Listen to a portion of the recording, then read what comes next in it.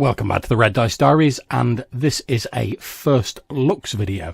So it's not a detailed review of a product, it's literally me having a quick look through something that I think might be interesting and giving you my initial impressions.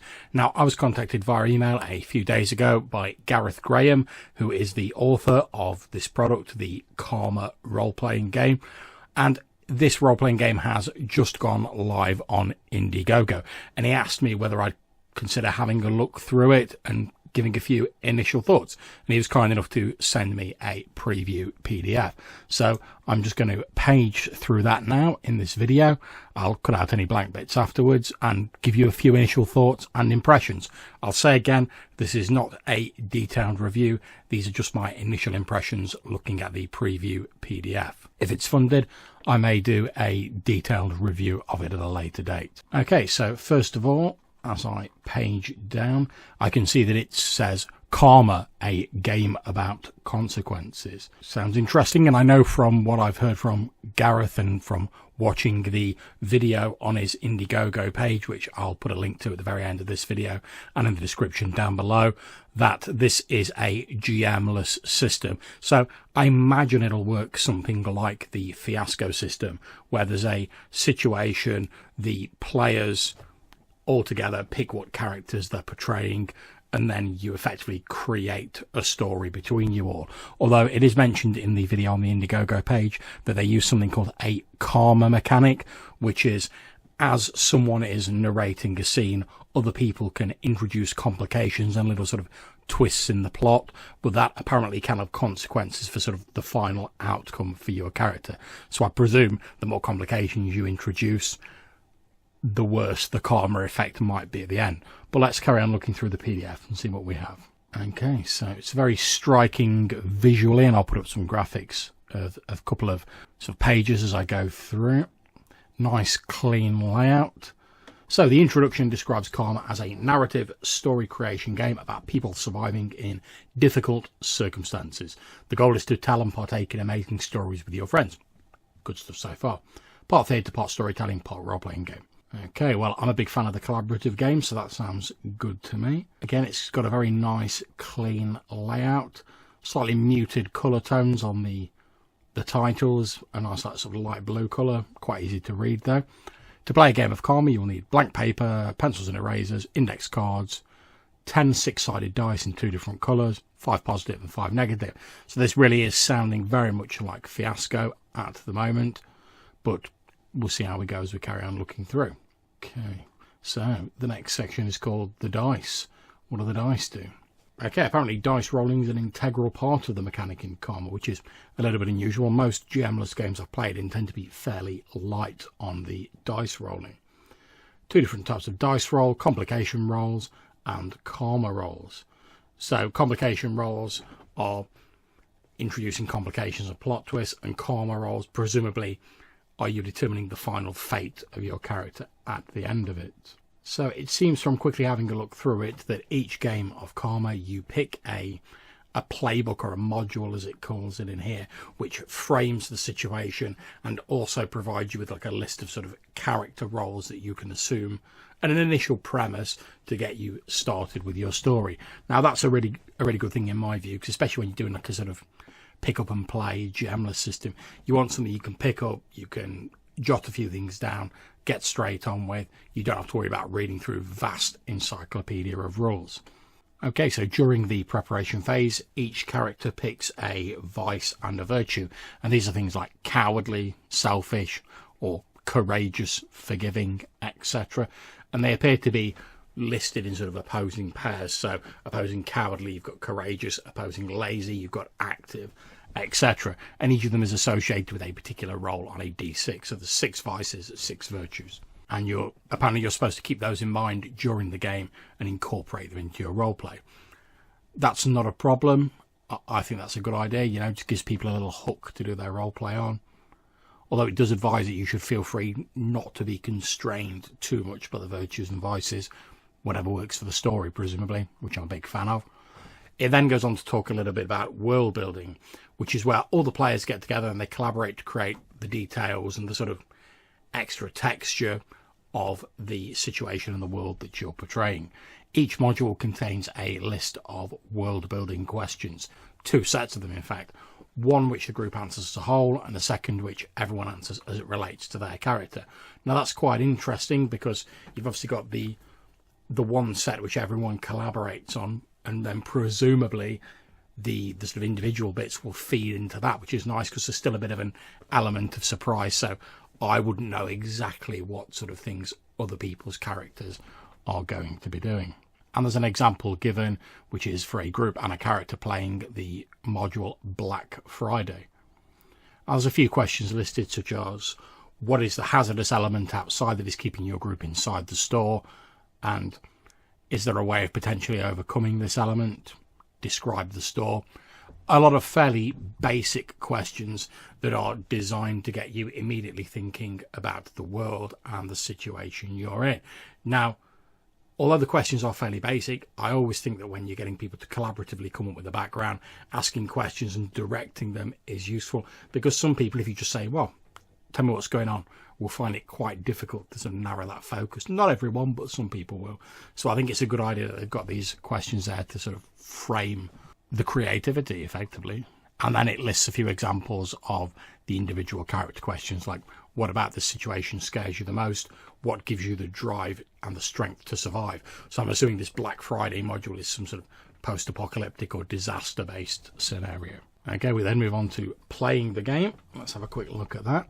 Okay, at its heart, Karma is a game about collective storytelling. Every player takes it in turn to frame and direct a scene, and then everyone else chips in to that scene to contribute these twists, these turns, etc., and create this exciting story. According to the game, each player has an opportunity to direct 5 scenes in addition to an opening scene and a finale or wrap-up scene. And these are marked off in a section on the character sheet as they're completed. So on your turn, you frame a scene by describing who and what is involved, and then you all role play it out. So it gives an example there. Once you frame the scene by giving the descriptions of the context, you then role play only your character along with any other characters who are present in the scene. You know, you talk in character, you describe your actions, etc. If the scene's got any non-player characters in, then you can either describe what they do, or one of the players who isn't present in the scene can play the role of that NPC for the duration of that scene, which I think is cool because it doesn't make sense that everyone's player character would be involved in every scene. So it means they've got something to do and they're not just sat there twiddling their thumbs waiting for their scene to come along. When it's your turn, you control the narrative of the story. Everyone has full agency over their characters at all time.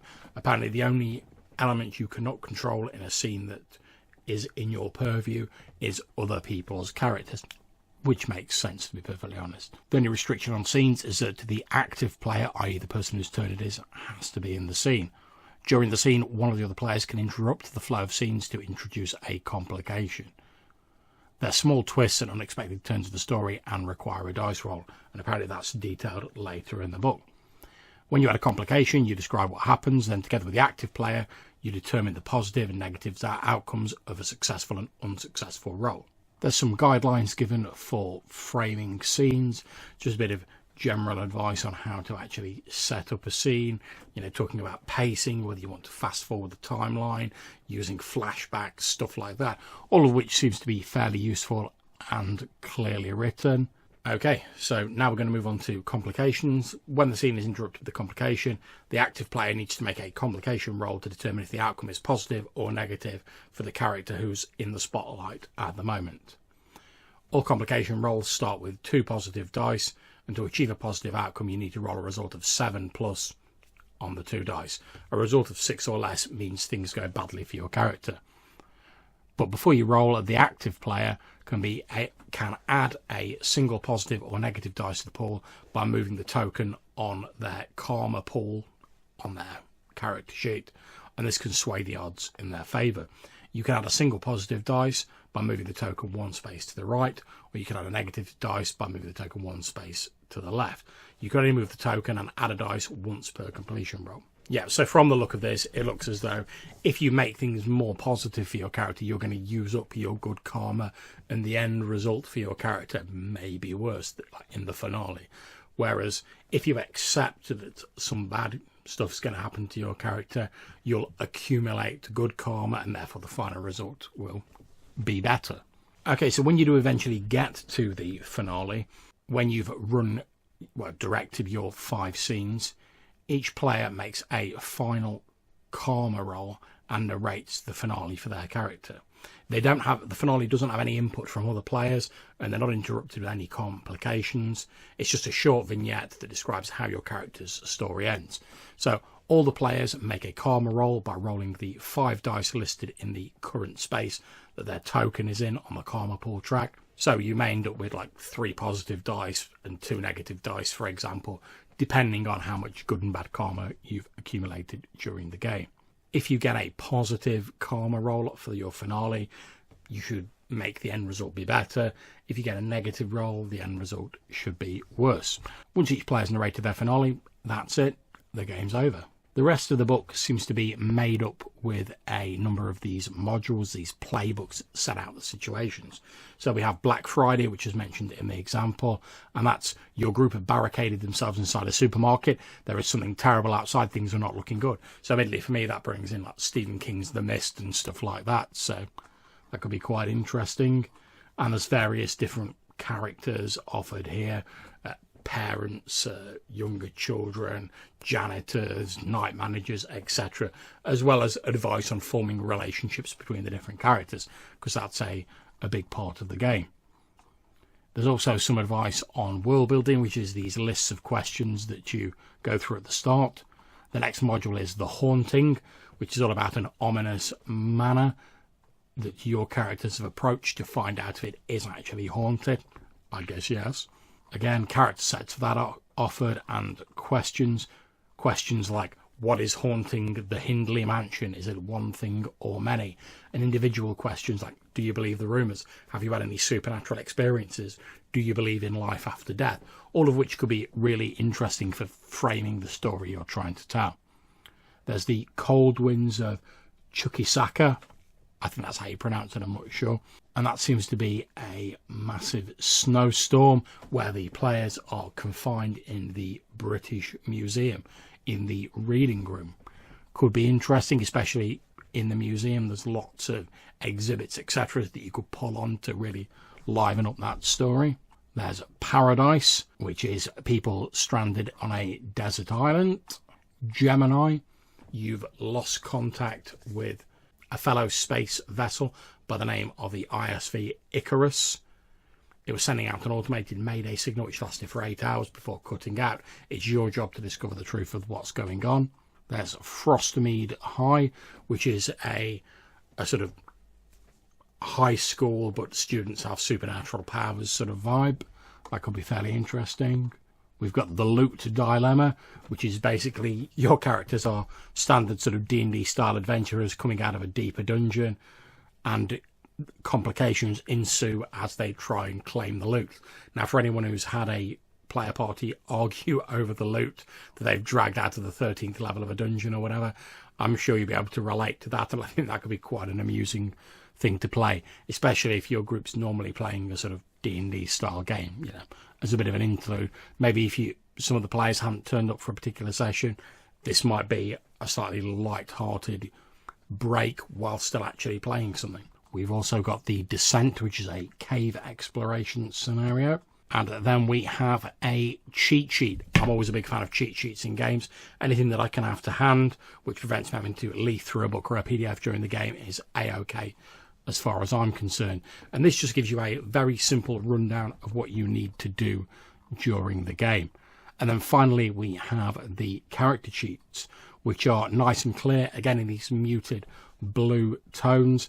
And that basically has your name, your role, your virtue, your vice, a little space for you to put a description of the character, a slightly bigger space for you to put the details of your relationships with other characters, a little tick list to check off your scenes, space for any notes, and a tracker to track your karma pool.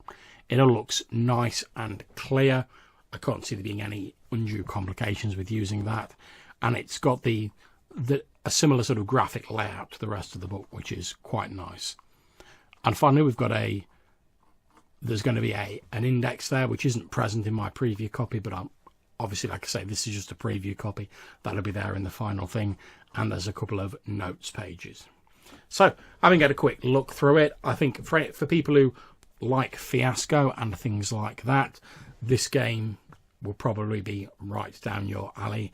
It's a game based on collaboratively telling a story, just sort of swinging the spotlight around people with the added extra interest of people being able to add complications and move this karma pool up and down, with the idea that that will affect the finale and how your character's story eventually ends, which, again, something similar in Fiasco, but that's no bad thing by any means. It's a game I really enjoy, and I think a lot of other people will as well. I also think, looking at this, that it'll be very quick to pick up and play. As I said earlier, if maybe you've got a couple of people who can't turn up to your session, or you're looking for a bit of a break or a bit of an interlude, this could be a game that you can have in your arsenal. Just pull out, run a quick game of this. It looks like it'll be very entertaining, quick to get into, and not unduly complicated. So, if you're interested in a collaborative storytelling game, I recommend you go and have a look at the IndieGoGo page. There's a video on there which will tell you a little bit more about it. If you like it, sling them some money. Hopefully it'll get funded, and maybe we'll see the final result in the future. So, till I see you next time, take care. This has been John from Red Dice Diaries with a first looks video for Karma, a collaborative game of storytelling, relationships and dilemmas. I hope to see you soon. Take care and happy gaming.